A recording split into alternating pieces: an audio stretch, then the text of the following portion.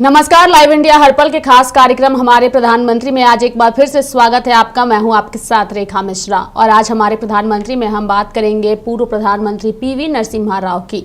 दरअसल पामुलापर्ति वेंकट नरसिम्हा राव, जिन्हें अक्सर पीवी नरसिम्हा राव के नाम से भी जाना जाता है, भारतीय राजनीति में एक महत्वपूर्ण व्यक्ति थे जिन्होंने 1991 से 1996 तक देश के 9वें प्रधानमंत्री के रूप में कार्य किया। उनका कार्यकाल भारत के आर्थिक इतिहास में एक महत्वपूर्ण मोड़ था जिसमें व्यापक सुधार शामिल थे, जिसने अर्थव्यवस्था को उदार बनाया और इसकी विकास क्षमता को बढ़ावा दिया। उथल पुथल भरे दौर में राव के नेतृत्व में भारत को अपनी चुनौतियों से निपटने में मदद की और वैश्विक आर्थिक महाशक्ति के रूप में उभरने के लिए मंच तैयार किया। 28 जून 1921 को आंध्र प्रदेश के वर्तमान तेलंगाना क्षेत्र के एक छोटे से गांव में जन्मे राव साधारण पृष्ठभूमि से थे। उनका प्रारंभिक जीवन जो है वो कठिनाइयों से भरा था, लेकिन उन्होंने अकादमिक रूप से उत्कृष्ट प्रदर्शन किया और उस्मानिया विश्वविद्यालय से कानून में मास्टर डिग्री उन्होंने हासिल की। महात्मा गांधी के स्वतंत्रता के आह्वान से प्रेरित होकर राव भारतीय राष्ट्रीय कांग्रेस में शामिल हो गए और स्वतंत्रता संग्राम में सक्रिय रूप से शामिल हो गए। राव का राजनीतिक जीवन 1950 के दशक में शुरू हुआ और वे जल्द ही कांग्रेस पार्टी में शीर्ष पर पहुंच गए। 1991 में प्रधानमंत्री की भूमिका संभालने से पहले उन्होंने आंध्र प्रदेश के मुख्यमंत्री और विदेश मंत्री सहित कई प्रमुख पदों पर कार्य किया। उनका कार्यकाल भारत में गंभीर आर्थिक संकट के दौर से मेल खाता था, जिसमें भुगतान संतुलन का गंभीर संकट, उच्च मुद्रास्फीति और स्थिर विकास शामिल था। इन चुनौतियों का सामना करते हुए राव ने आर्थिक सुधारों के एक साहसिक और महत्वाकांक्षी कार्यक्रम की शुरुआत की, जिसे बाद में रवि सिद्धांत के रूप में जाना गया। इन सुधारों की आधारशिला भारतीय अर्थव्यवस्था का उदारीकरण था, जिसमें लाइसेंस राज को खत्म करना, व्यापार बाधाओं को कम करना और दूरसंचार, विमानन और बीमा जैसे प्रमुख क्षेत्रों को निजी और विदेशी निवेश के लिए खोलना शामिल था। राव की सबसे महत्वपूर्ण उपलब्धियों में से एक लाइसेंस राज को खत्म करना था, जो परमिट और विनियमों की एक जटिल प्रणाली थी जो आर्थिक विकास और नवाचार को रोकती थी। विनियमों को सुव्यवस्थित करके और प्रतिस्पर्धा को बढ़ावा देकर राव ने भारतीय लोगों को उद्यमशीलता की भावना को मुक्त किया, जिससे आर्थिक गतिविधि और रोजगार सृजन में उछाल आया। राव के सुधारों का भारत की वैश्विक स्थिति पर भी गहरा प्रभाव पड़ा। विदेश निवेश और व्यापार के लिए अर्थव्यवस्था को खोलकर राव ने भारत को अंतर्राष्ट्रीय व्यवसायों और निवेशों के लिए एक आकर्षक गंतव्य के रूप में स्थापित किया। इससे भारत को वैश्विक अर्थव्यवस्था में एकीकृत होने में मदद मिली और विश्व मंच पर एक प्रमुख खिलाड़ी के रूप में इसके उभरने का मार्ग जो है वो प्रशस्त हुआ। अपने कार्यकाल की आर्थिक सफलताओं के बावजूद राव का कार्यकाल विवादों से अछूता नहीं रहा। उनकी सरकार भ्रष्टाचार के आरोपों से त्रस्त थी और अयोध्या में 1992 में बाबरी मस्जिद विध्वंस में बल प्रयोग को अधिकृत करने के उनके फैसले की व्यापक रूप से आलोचना की गई थी। हालांकि राव भारतीय राजनीति में एक सम्मानित व्यक्ति बने जो अपनी बुद्धि, व्यवहारिकता और राजनीतिक कौशल के लिए जाने जाते थे। प्रधानमंत्री के रूप में सेवा करने के बाद राव सार्वजनिक जीवन में सक्रिय रहे, संसद सदस्य के रूप में सेवा की और कांग्रेस पार्टी में विभिन्न पदों पर भी वो रहे। 23 दिसंबर 2004 को उनका निधन हो गया और वे आर्थिक सुधार और आधुनिकीकरण की विरासत छोड़ गए जो आज की भारत की प्रगति को आकार दे रही है। अंत में पीवी नरसिम्हा राव एक दूरदर्शी नेता थे जिनका प्रधानमंत्री के रूप में कार्यकाल भारत के आर्थिक इतिहास में एक महत्वपूर्ण क्षण था। उनके साहसिक सुधारों ने भारत के वैश्विक आर्थिक शक्ति के रूप में उभरने की नींव रखी और संकट के समय में दूरदर्शी नेतृत्व की परिवर्तनकारी शक्ति का प्रदर्शन किया। राव की विरासत दुनिया भर के नेताओं और नीति निर्माताओं को परिवर्तन को अपनाने और अपने समाज की बेहतरी के लिए साहसिक प्रगतिशील नीतियों को अपनाने के लिए प्रेरित करती रहती है। हमारे प्रधानमंत्री में हमारी यही कोशिश होती है कि हम इस लोकसभा चुनाव के वक्त ऐसे तमाम प्रधानमंत्रियों का जिक्र करें जिन्होंने भारत को एक दिशा और दशा देने में महत्वपूर्ण भूमिका निभाई है। कार्यकाल जिनका भी रहा हो, सभी ने अपने कार्यकाल में कई सारे काम जो है वो किए हैं, लेकिन उसके बावजूद कई ऐसे कार्य रहे हैं जो विवादों में रहे हैं। कार्यकाल लंबा हो, छोटा हो या बड़ा हो, लेकिन उन कार्यकालों के दौरान प्रधानमंत्रियों को कई सारी चुनौतियों का भी सामना करना पड़ा है और इन चुनौतियों का असर जो है वो देश की राजनीति पर भी पड़ा है। पीवी नरसिम्हा राव भारत के पूर्व प्रधानमंत्री थे और आज भी उनकी चर्चा कई मुद्दों को लेकर के होती है, चाहे उनके लिए गए निर्णयों को लेकर या फिर विवादों को लेकर। हमारे साथ इस पर चर्चा के लिए हमारे सहयोगी नौशाद जुड़ चुके हैं। नौशाद, हमारे प्रधानमंत्री में आज एक बार फिर से स्वागत है आपका और हमारा सवाल आपसे यही रहेगा, पीवी नरसिम्हा राव जो है, हमने उनके बारे में विस्तार पूर्वक दर्शकों को बताया, आपने भी सुना। नौशाद, मैं चाहूंगी कि आप इनके जीवन को लेकर के कुछ रोचक किस्सों का जिक्र जो है वो दर्शकों के साथ करें, चूंकि पीवी नरसिम्हा राव भारत के पूर्व प्रधानमंत्री हैं और इनके बारे में दर्शक जानने के लिए काफी ललायत भी हैं। नौशाद। देखिए रेखा, हम अपने दर्शकों को बता दें कि सबसे पहले कि 50 सालों तक ये कांग्रेस से जुड़े रहे एक ऐसा राजनेता थे। आज हम पीवी नरसिम्हा राव के उनके जीवन से जुड़े हर वो कहानी अपने दर्शकों को बताएंगे और समझाने की कोशिश करेंगे कि उस दौर के वो प्रधानमंत्री देश में बने थे जब देश में आर्थिक संकट उभर रहा था।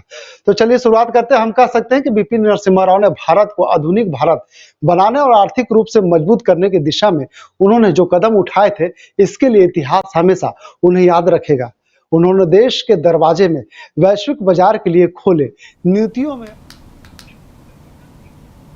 देश के पूर्व प्रधानमंत्री राजीव गांधी की हत्या होने के बाद नरसिम्हा राव ने बहुत ही विपत्ति परिस्थितियों में देश को चलाया है।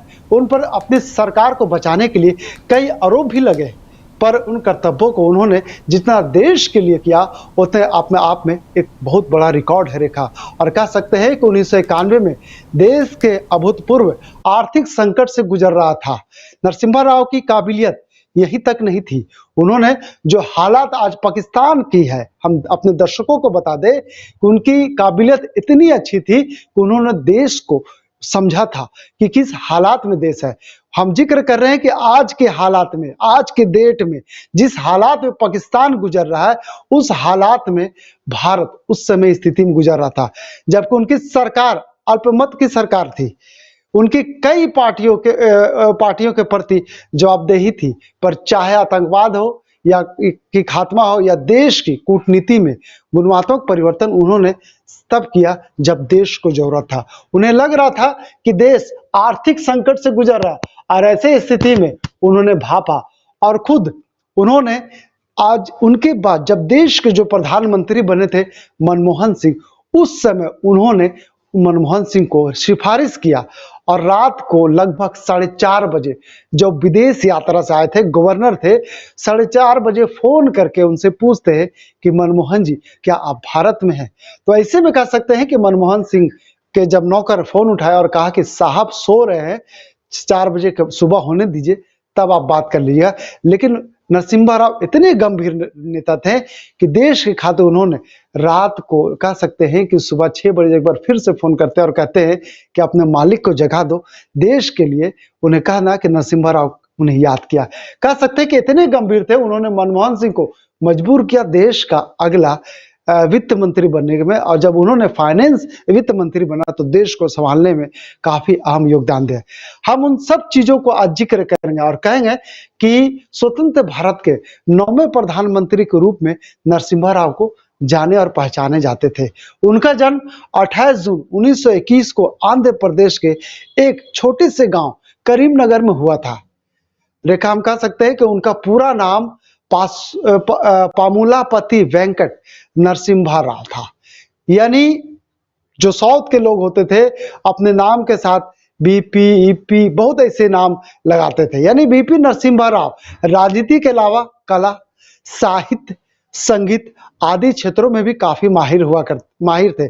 इसके साथ वो अपनी काबिलियत इससे आगे भी थी क्योंकि उन्होंने कई भाषाओं का पढ़ा था और कई भाषाओं में भी बात करते थे और कई भाषाओं का प्रयोग भी करते थे। पूर्व प्रधान बीपी नरसिम्हा राव को भाषाओं में खासी रुचि भी रहा करती थी। उन्होंने भारतीय भाषाओं के साथ साथ फ्रांसीसी और स्पेनिश भाषाओं को भी काफी अच्छा से समझा था क्योंकि उनका स्पेनिश भाषाओं का शौक भी रहा, बोलते भी थे और लिखते थे। ये भाषाओं में आराम से समझते भी थे। कह सकते हैं कि बीपी नरसिम्हा राव भारत के पहले दक्षिण भारतीय प्रधानमंत्री बने थे पहले दक्षिण भारत के प्रधानमंत्री थे। वे बेहद शांत स्वभाव के थे, बातचीत से ज्यादा काम में वो विश्वास रखते थे। 1962 से लेकर 1971 तक वो आंध्र प्रदेश के मुख्य मजबूत कह सकते हैं कि एक मजबूत राजनेता भी रहे हैं। 1971 से 1973 तक आंध्र प्रदेश के मुख्यमंत्री के तौर पर भी जाने जाते हैं और सत्ता संभालने में भी उनकी इसकी पहचान होती है। और कह सकते हैं कि बीपी नरसिम्हा राव पूर्व में रूप कांग्रेस के लिए समर्पित कार्यकर्ता भी रहे। उन्होंने आंध्र प्रदेश सरकार और इंदिरा गांधी का आपातकाल के दौरान पूर्ण सहयोग किया था। कांग्रेस के विघटन के बाद भी वे इंदिरा गांधी का साथ नहीं छोड़ा। वह इंदिरा गांधी का राजनीतिक समझ और लोकप्रियता से काफी अच्छे तरह से वाकिफ थे। वो समझते थे कि देश में जिस तरह से इंदिरा गांधी शासन कर रही है, इनकी राजनीति परिपक्वता अगर इनके साथ रहे तो देश की राजनीति परिपक्वता अगर रहते हैं तो हमारे अंदर भी इनकी राजनीति जो सोच है वो समझ मेरे अंदर भी आ जाएगी। इसलिए बीपी नरसिम्हा राव इंदिरा गांधी का बहुत बड़े समर्थक थे और कह सकते हैं कि अचानक जब देश का प्रधानमंत्री का पद पर उनको बैठ जाना, क्योंकि उन्होंने राजनीति से संन्यास ले चुके थे, उन्हें लग रहा था 8 बार के सांसद से चुनाव जीत कर आए थे, अब उन्हें लगा कि अब देश को नरसिम्हा राव की जरूरत नहीं है। ऐसे में वो राजनीति से किनारा ले रहे थे और अचानक जब उनके पास इस तरह का आता है, सूचना आता है, हालांकि राजीव गांधी की हत्या के बाद एक बार योग्य प्रधानमंत्री के देश तलाश कर रहे थे और ऐसे में शायद इसके लिए कोई उस समय के राजनेता तैयार नहीं थे, लेकिन वरिष्ठ नेताओं की जो गाथा था उसमें सबसे पहले पद संभालने का अगर जिसका लोग जिक्र कर रहे थे वो सबसे पहला नाम बीपी नरसिम्हा राव का आ रहा था। और यही वजह था लोग एक सुर में बीपी नरसिम्हा राव के समर्थन में आ गए थे और कह रहे थे कि देश का अगला प्रधानमंत्री बीपी नरसिम्हा राव को बनाया जाए, जबकि उससे पहले राजनीति से किनारा होने की बात कह रहे थे, सोच ही रहे थे। अचानक इस तरह का इनके ऊपर मैसेज आ जाता है और देश को अगला प्रधानमंत्री रूप में यानी 9वें प्रधानमंत्री रूप में बनने का सौभाग्य प्राप्त हो जाता है। इसके साथ बीपी नरसिम्हा राव के बागडोर जो है वो अपने हाथों में ली थी नौशाद। चूंकि रोचक बातों का हम जिक्र कर रहे हैं और एक उपलब्धि और भी इनके नाम दर्ज है, यानी कि पीवी नरसिम्हा राव ने ही लाइसेंसी राज को भी खत्म जो है उन्होंने ही किया था और जिसकी वजह से व्यापार बाधाओं को कम करना और दूरसंचार, विमानन और बीमा जैसे प्रमुख क्षेत्रों को निजी और विदेशी निवेश के लिए खोलना शामिल था। और राव की सबसे महत्वपूर्ण उपलब्धियों में से एक लाइसेंसी राज को खत्म करना ही था। नौशाद, इसको लेकर के क्या कहिएगा? जी रेखा, हम वो बातें भी रखते हैं, लेकिन आपने सवाल कर दिया। हम कह रहे हैं कि हमने पहले ही कहा था कि देश जिस समय नरसिम्हा राव देश का सत्ता संभाले थे उस समय देश की स्थिति बहुत अच्छी नहीं थी, आर्थिक स्थिति से देश गुजर रहा था। और जब उन्होंने इस तरह के जो अपने फैसले लिए हैं, कहीं ना कहीं वो फैसले हित के लिए थे। आज उनके फैसले इतने कारगर साबित हो रहे हैं, इतने कारगर साबित हो रहे हैं कि देश उनके बताए हुए रास्ते पर आज आगे बढ़ रहा है। और कह सकते हैं कि अभी वर्तमान में जो देश का प्रधानमंत्री यानी पीएम मोदी, नरेंद्र मोदी इसके सत्ता संभाल रहे, ये स्वभाव उनको सिर्फ नरसिम्हा राव के बताए हुए रास्ते पर चल करके मिल सकता है। इसलिए उन्होंने खुद कहा कि जब पीएम मोदी ने नरसिम्हा राव को लेकर के जब उन्हें घोषणा किया मेडल देने का, राष्ट्रपति सम्मान देने का, तो ऐसे में कह सकते हैं उन्होंने खुद कहा था कि आज जो देश आगे बढ़ रहा है ये नरसिम्हा राव का ही, उनके विचारों का योगदान है। उनके विचारों पे चल करके आज देश को आगे बढ़ा।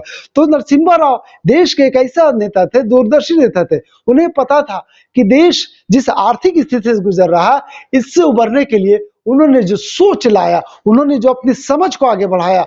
और सबसे बड़ी बात, उस समय के गवर्नर, रिजर्व बैंक के गवर्नर, इंडियन करेंसी के गवर्नर रहे मनमोहन सिंह को राजनीति में लाना, उस समय देश का फाइनेंस मिनिस्टर कहते हैं मिनिस्टर बनाना, और ऐसे में कह सकते हैं कि देश को मजबूत स्थिति में लेकर के आगे आना कहीं ना कहीं नरसिम्हा राव के लिए एक बहुत महत्वपूर्ण फैसला था।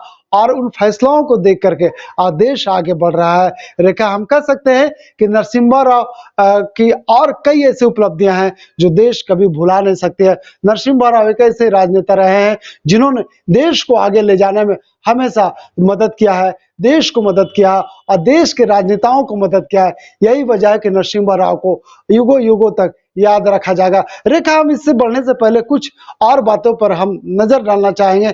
इसके साथ ही जो हमने अभी बात की, इसके साथ ही हम कह सकते हैं कि बीपी नरसिम्हा राव का हवाले अगर हम बात करते हैं तो भ्रष्टाचार का आरोप भी उन्हें झेलना पड़ा। इंदिरा गांधी की हत्या के पश्चात दिल्ली में दंगे भी भड़के थे रेखा।